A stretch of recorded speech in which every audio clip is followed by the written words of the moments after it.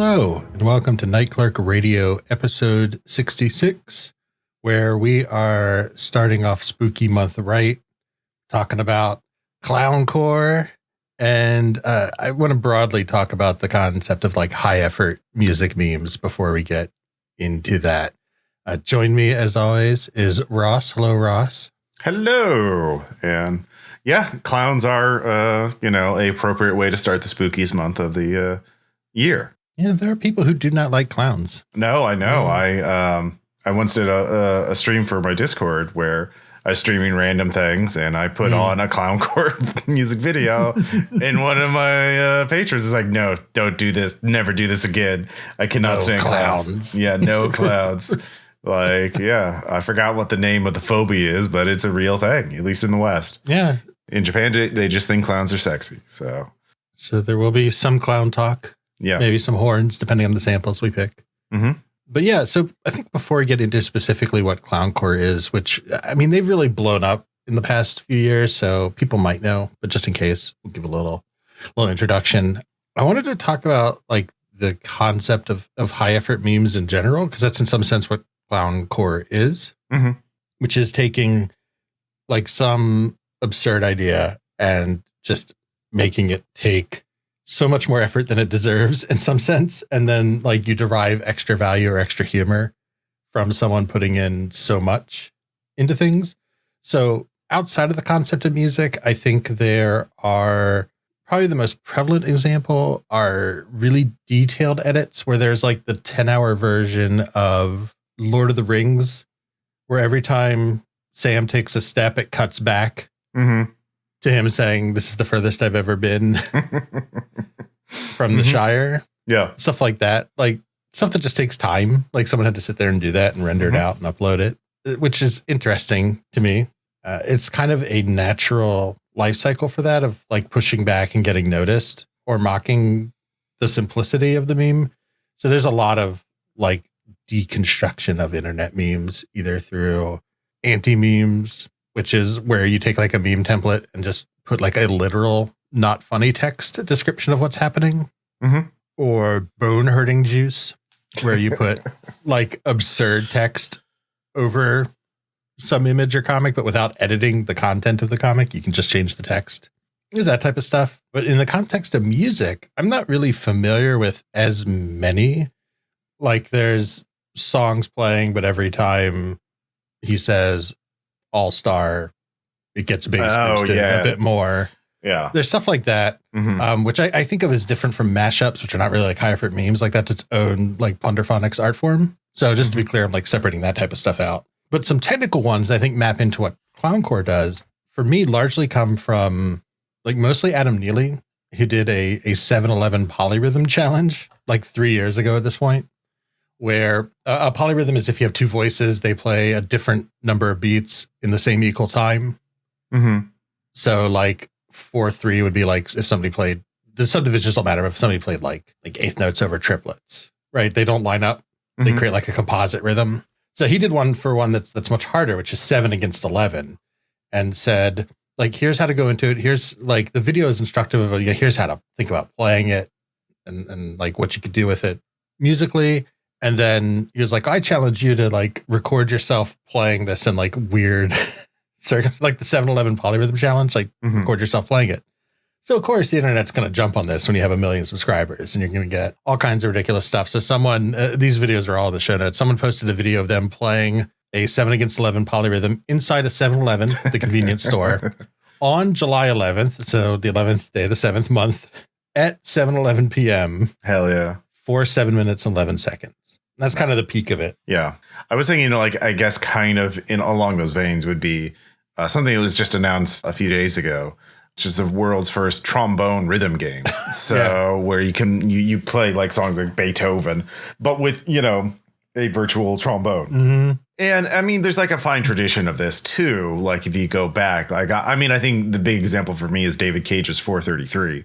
Which is, like he would perform this on television, and that's it's literally 4 minutes and 33 seconds of silence. He just goes to piano, sits down, and does nothing. And he just sits there for 4 minutes and 33 seconds. And then, of course, there have been memes now about like, oh, well, this song, this YouTube video has been content ID'd for stealing 433, you know.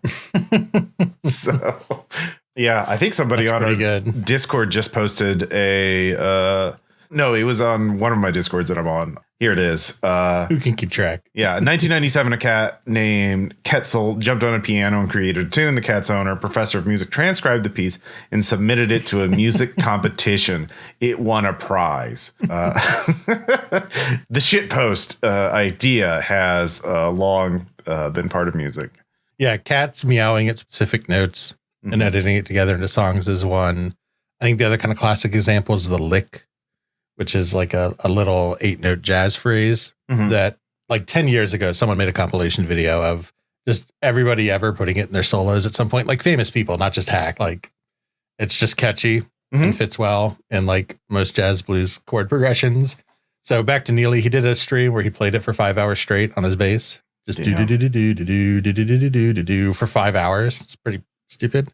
But people also post videos of like, oh, I went to a Guitar Center and played the lick on every instrument. Amazing. Or, you know, I'm at this large collection of obscure instruments. I'm going to play the lick on every one. For obscure instruments, another one I like is there's a channel called Chromatic Music Teacher, which is a woman who has boom whackers, which are just big tubes that you hit and it just hits a single note, and she has a chromatic set of them. So she has, you know, all the notes and I guess, well, tone equal temperament or whatever. And she edits together playing songs, but by just hitting it once and then cutting. So then the cuts are to the rhythm. So she did one of like doing the intro to Through the Fire and the Flames, which is itself a huge meme song. So you have like a confluence of memes. Yeah. Stuff like that. Oh, we just had a meme because Earth, Wind and Fire September references September 21st. So oh, sure. I forgot the YouTuber's name, but for the like from 2016 to 2021, made a more and more elaborate video to celebrate September 21st. And every September 21st, you see remixes and reutilizations and like having anime characters hum the tune, you know, like. My favorite for that type of stuff is also the pushback on it, where people are like, I've seen this pop up the last couple of years where people are like, well, he says the 21st night of September. So you could interpret that since we start counting days on one, that it should actually be celebrated on the 22nd of December. So you're actually playing it one day early. It's like kind of the same energy as like when does the millennium start? 2000 or 2001. Oh, geez. It's kind of that sort of vibe, but it's very silly. Yeah. And then the other thing is that I think it could be its own episode, and we may have already talked about it and I just forgot. But there's like repurposing technology into instruments. So like Flopatron. Oh, where, you know, you spin the motor of like a disk drive at a certain RPM and it produces a tone. So you write a bunch of like hardware control code, or people probably have written like higher level control systems. So you don't have to like go in and do it by hand to make music out of like arrays of floppy disks or hard drives, which almost feels like its own thing. And I couldn't remember if it came up when we did like Master Boot Record or For Next Void, because that's like the closest we would have gotten to lost technology as an instrument, which I feel like we did, but I could be wrong. Yeah, I mean, certainly Master Boot Record and For Next Void do really specialize in that style of music. And I think we mentioned, Flopatron, at least in one of those episodes. But yeah, there's a couple of things. There's a very moving music video of a Radiohead cover that uses like old scanners and hard drives. And at some point, like these go from memes, jokes to straight up just experimental music, like just really avant-garde. Like we'll talk about that more in detail, but like it's not like a clean break between joke and like effort. It's kind of like a blurry spectrum. And that's part of the joy of it, is that like all the people doing this, almost all of them are like really skilled and know what they're doing, and like are just doing it because they love music and like really want to experiment with it. And I think that's very cool. Like Flopatron, like that is way too much effort just for a joke. Like that dude loves making music with Flopatron. Like there is no way that is for love. Like that is. Well, I think that's part of the high effort is you have to love it. I don't think people put in that much effort. I don't know, just for the joke. Like I think if you just wanted attention, you would just post some shit generic meme or whatever. I think there has to be some level of additional commentary for it to work. For me anyway, like it doesn't make sense to me. Yeah. Yeah. to do it, just to do it. Yeah. I think that kind of love of what you're doing really maps well onto clowncore, which is, I mean, really what we want to talk about today. Mm-hmm. So clowncore, as people probably know, is a musical duo, allegedly, speculatively, most likely comprised of Lewis Cole, who's a drummer, can also play keyboards and stuff because he went to school and you have to learn to do that, and Sam Gendel, who is the saxophonist. Lewis Cole is sort of internet famous already because he's a band called Knower, Knower, all caps, which is like kind of like a combination of like a good / mimi jazz band. Like they do have clowncore is like an extreme version of what Knower does in some sense. If you assume that they're the same people, which I'm going to, because it just makes sense. Like they're the same build. They have the exact same drumming style. Those two have worked together for a long time. Allegedly, it's most likely them. I don't know. He's going to fucking come after this show for saying clowncore is Lewis Cole. And yeah, Knower has like a lot of like lower level, like vulgarity and lyrics or like jokey type stuff and like weird but detailed music, but like slightly more accessible. It also kind of makes sense because clowncore's first album came out in 2010. It's just self-titled, which is about when I think 2009, 2010 is kind of when Lewis Cole started to release stuff as Knower.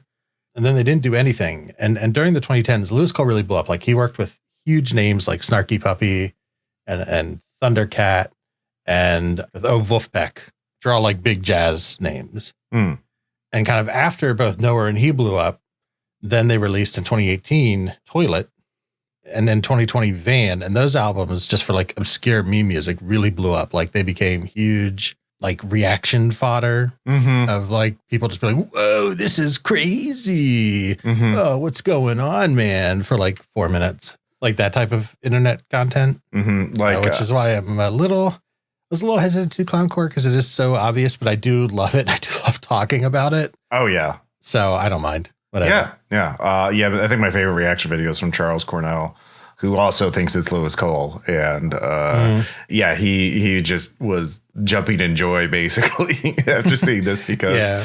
And I think that his video works better because it's more of like he's a trained jazz musician and it's more of like breaking down what they're doing and there's more actual discussion versus what I think of as just like react fodder of like, I put out 30 videos today and one of them was clowncore, but I also watched every Marvel trailer and I watched every Disney trailer and it's all just the same, like, whoa, no matter what's happening, like, oh, that's crazy. Yeah. Yeah. Like it's not that type of super low effort stuff. Like Charles Cornell is like legit a big music channel. Yeah. And he like tries to like copy what they're doing. Like he's at a keyboard and actually trying to like figure out what they're doing, like what notes, they're hitting and everything. It's very technical, very interesting, even though I'm not a trained music person, but still like quite engaging. So then my question to you, which we should have planned beforehand, but hey, I'm going to leave this in.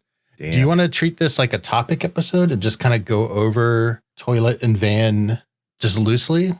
Or do you want to like do an actual episode of like 2 album divisions? Because I didn't really think of it that way because they're both so short. I'd rather just talk about them. Yeah, I think it's more appropriate to do as a topic because, they're very short, although they're very complex albums. Like, even though like Toilet is 13 minutes? Yeah. And Van is like 17 minutes. Like, it just, there's so many shifts. It's, oh God. It's every genre. Yeah, it's every genre. In some sense. Yeah. So I do want to give people an example if they haven't heard it for whatever reason. So this is the type of music, one type of music that clowncore makes.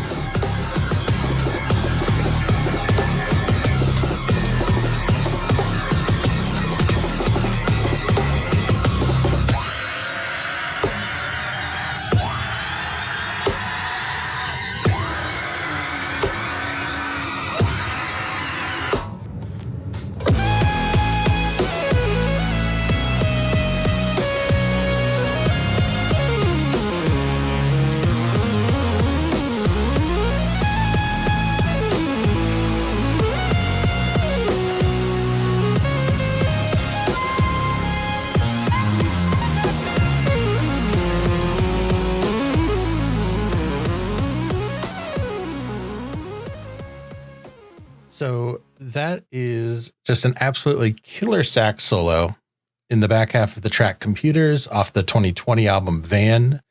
So we're going to talk about Toilet and Van kind of interchangeably, just to give an idea. They're both also visual albums. So there are going to be links to the visual album in the show notes, which people should check out because I do think they are as much a visual aesthetic band. Like the music is interesting, but I think in the context of seeing them do it in like ridiculous circumstances. So Toilet has just the two of them in like a porta potty in the middle of nowhere, just crammed in there, like no room. The thing that I'm unclear on, is that also the recording? Oh, yeah. Yeah. Or is it like studio and they're doing it again? Either one is impressive. Yeah. To me, whether or not they're just repeating note for note what they played and doing the dub, or whether or not that's also like just the recording session in some sense cut together. Because this does feel like these little things, like they're both highly trained, professional, skilled jazz musicians. So I do, I would believe that they could sit down and nail this with, especially something like this where mistakes are less obvious. But I think that is like one thing for like these highly trained musicians that blew my mind is like how quickly and precisely they can learn music. So again, going back to, unfortunately, I reference him a lot, Adam Neely. He has like vlogs of him like, I have to learn 20 songs in an Uber on the way to the gig and like just going over charts like while he's like stuck in New York traffic and stuff. Jeez. So yeah, I mean, and that's not unique to him. That's just how you learn to operate, I think, as a professional musician. And that sort of gig based, like you're just playing with random people, like singer needs a bassist. So there are 8 songs and time to learn them.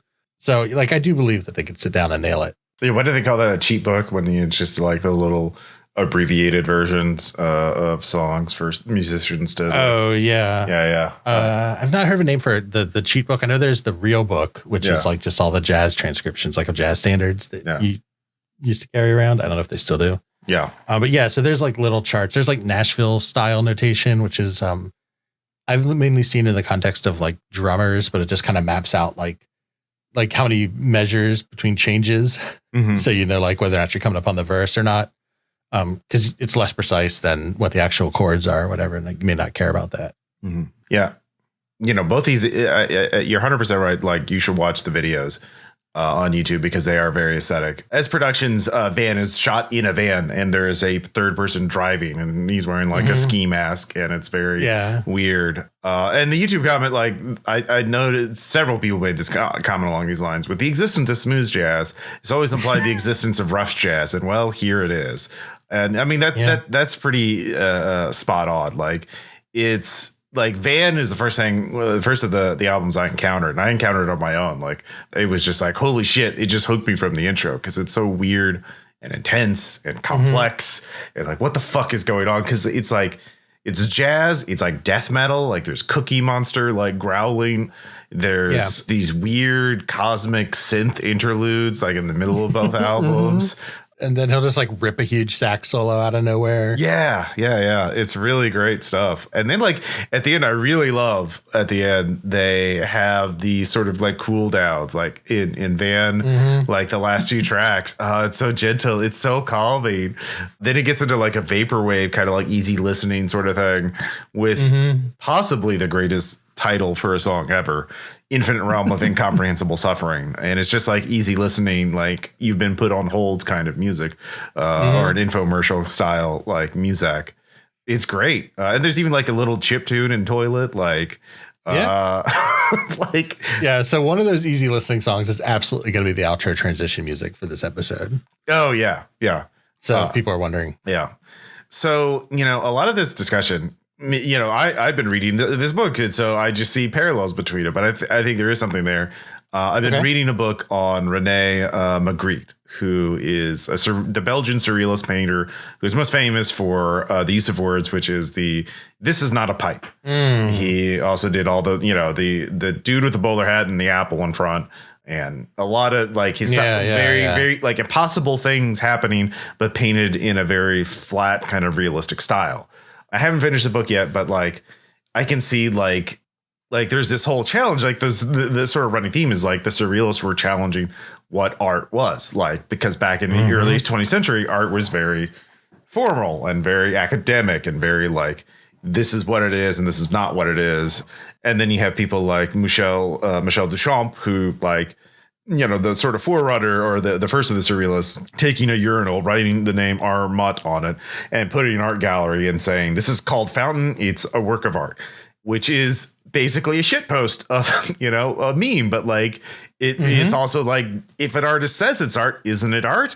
And this is in the same kind of like vein. Like, these are very skilled musicians challenging what it means to be art, not only with its aesthetic of like, we're wearing cheap, Spirit Halloween-esque clown masks, we're anonymous, but we're also going to mix jazz, death metal, chiptune, easy listening, in a very tight composition, and we're gonna do it with like a very cheap looking set. Like they drive around in an old looking minivan. They have like a porta potty. Like, it's very mundane supplies, but they create something that's totally unique and original, and also like, oh, this is what music can be. It can be this. It can be really fucking insane and crazy and intense, and also unpredictable. So you can see, like, there's still this need by artists to challenge what art is in their field, and I like it.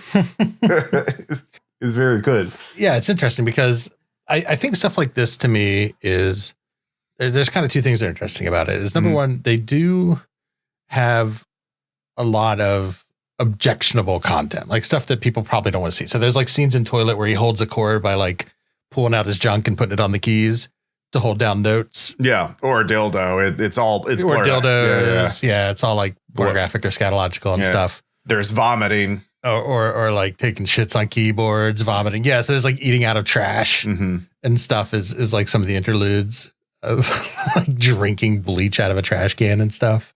Just, stupid stuff like that. But then it is against this like highly technical music. Like, his style of drumming is really, really cool. Like this heavily, like really fast, heavily syncopated, like borderline EDM-y drum and bass type stuff. Like a mix of like drum and bass and jazz. Like a lot of the YouTube comments were talking about like how he was drumming and playing the keyboard at the same time. Yeah. Some of those drum beats are so natural for him that they didn't really have to think about them very much to do them. On top of all the other stuff with the saxophones, but then they'll also do like little bits of deceptively highly technical stuff, where I think every album has some moment, or at least both albums have at least one moment where they just kind of stop and do like oddly syncopated unisons. So this happens in both Van and Toilet, where they stop and they just like will hit the snare and play the sax, like blurt out like a single sax burp together, but like over increasingly complex separations in time and stuff like that, which is like really, really hard to do, especially if they're doing it live in Van and they're not looking at each other. Like, that's super impressive to just count, because it's like in quintuplets and it's like every fourth quintuplet or something, or like every first, then every third, then it just is like this weird spacing. It's really hard to do. So there's like little bits of that stuff. Why don't we play a sample of that? Why don't we?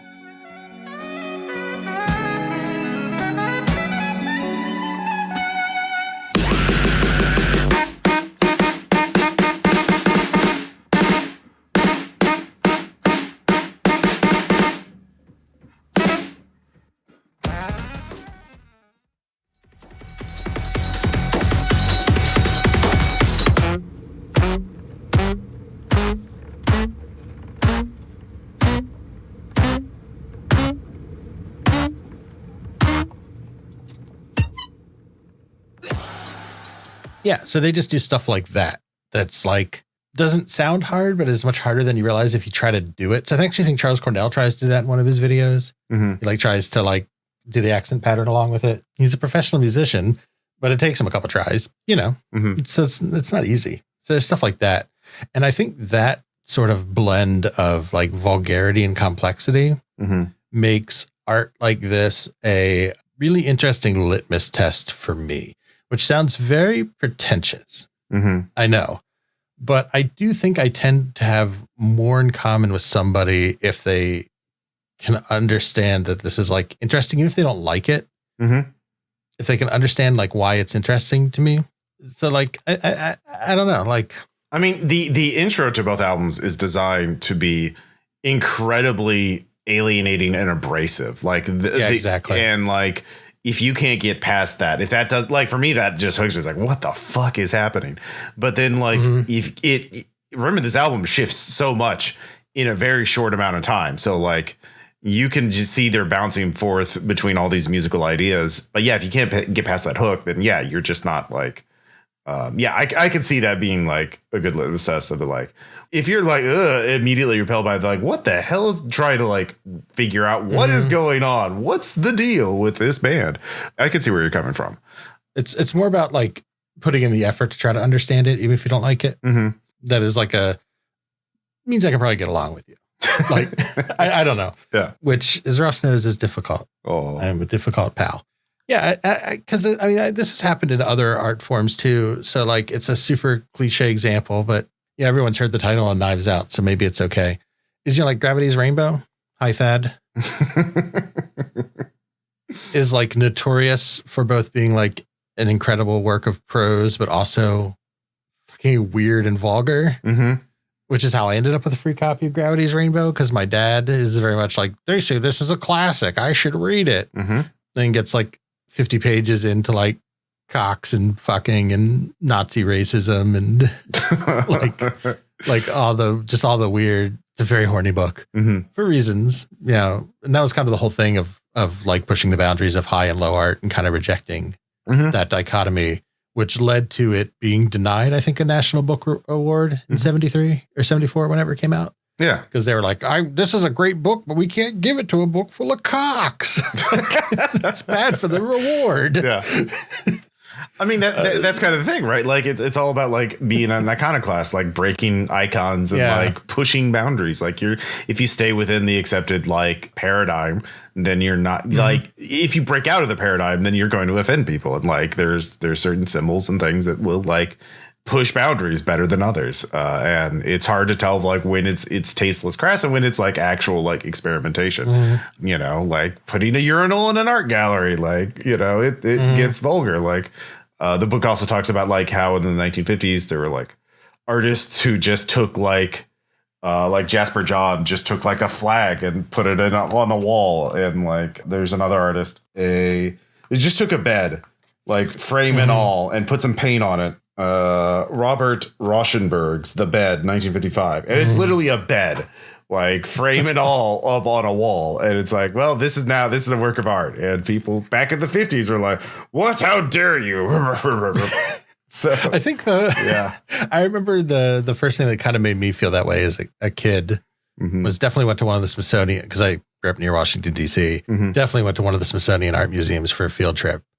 And I don't remember the artist, but they did a piece called like 7 white canvases. I don't remember. It was 7 blank canvases, 5 blank canvases, some number of blank canvases. And it was just painted white, right? There's nothing done. And this was like in the Museum of Modern Art. And I was like, oh, what the hell is going on here? Yeah. I mean, and also like, a lot of that was also like abstract expressionism and, all those related movements. Or like another Rauschenberg one I remember seeing at the Guggenheim, I believe. It's called like Singular Forms, which is just like a white canvas with like black lines dividing it. That's from like the 50s. Or is it the same artist? Does Rauschenberg also do the white paintings? Sorry, we're Googling this live, listeners. Hi. Sorry. So like Rauschenberg, the white paintings, which are just 3 panels, just 3 white panels. Yeah. Okay. Yeah. And you just linked me to Bed. Yeah. Yeah. 1951 white paintings in several panels. So yeah, kind of this taking the piss off this, somewhat more interesting being iconoclastic than like Piss Christ or something. Yeah. I mean, that's the debate. Like, I guess that's kind of where like clowncore heads in that direction too sometimes, because there's a lot of scatological straight vulgarity. Yeah. And that's the thing, is you can't like, there's no like line. There's no like definitive, eternal, like this is acceptable, this is not acceptable, because that is the whole point of art, is to like, in part to challenge these assumptions. I mean, there's also like even clowncore, they bit of binary code in, I think it's Toilet. And when some people like read that, it's in Toilet. It's like at 750. Some people translated it. Humanity must create art in some form to fulfill its purpose, and people around you need more love than you realize. So both these albums together, like listening to both of them is like less than an hour. Like it's like half an hour of your life to experience music you've never experienced before, probably. It may never again. So it's definitely worth checking out and meditating on. I'm going to check out some of the other stuff because they've released some other things too, not just Toilet and Pan, although, you know, those are obviously their most popular works, I think. Yeah. And I think if you like the musical skeletal structure of clowncore, but want it tamed back just a bit, Knower, Lewis Cole's other project, is probably a pretty good. Yeah, I'll have to check out Knower. I have not listened to them. Pretty good starting point. And he has a bunch of YouTube videos of like just jamming in his apartment and stuff with people and whatnot. You can really tell, like, oh, this is probably the same drummer. He likes the fast drumming. Likes the fast drummer, but also just stylistically of like really a lot of like linear patterns, which in drumming are where limbs don't hit together. Stuff like that. It's like more broken up across your limbs and stuff is like a linear pattern. There's some of that, but there's also, just a lot of like awkward syncopation stuff at pretty high tempo. It's pretty cool. So like, I guess the last thing that just kind of occurred to me, so I don't really have an answer myself, but maybe you do off the top of your head. And if not, we'll log it away to talk about in the future. Dun, dun, dun. What would be some examples if we want to map this back to people's presumably core interest of like vaporwave or whatever, other than notorious Dreamwave man himself? Is there really like a vaporwave equivalent of like this kind of like genre rejection iconoclast music? Like it's recency bias, but the closest I can think of is that Christ album we did for our Patreon bonus episode, Night Clerk Radio at patreon.com, where we talked about like aughts inspired vaporwave, weird recent nostalgia. I mean, like Hong Kong Express has like rejected vaporwave and has done things like hard vapor in order to like go because, you know, he thinks vaporwave is dead and too mainstream and that kind of thing. So there's that. Yeah, but I guess I just think is like the rejection is not as mocking or aggressive, right? In the actual art output is kind of why I didn't think it really counted. So I was trying to think of somebody else who's I mean, vaporwave is still like a very like fringe, like eclectic kind of like blanket term for weird electronic music, right? Like that references music and like consumerism and those kind of themes and plunderphonics to some degree. It's not really like unlike jazz, which is a major cultural institution at this point. So I think there's some differences in that. But yeah, I don't know. I'd have to think about that. Yeah, that would be a topic for future discussions. Well, then, in the case of vaporwave related examples, I'm going to leave it as an exercise to the reader, to the listener. Yes, to the listener. Yeah. Well, you could be reading. Yeah, okay. Too. It's true. You know, technology's fantastic. Technology is fantastic, it turns out. Whatever you do, consume more clowncore and more weird art.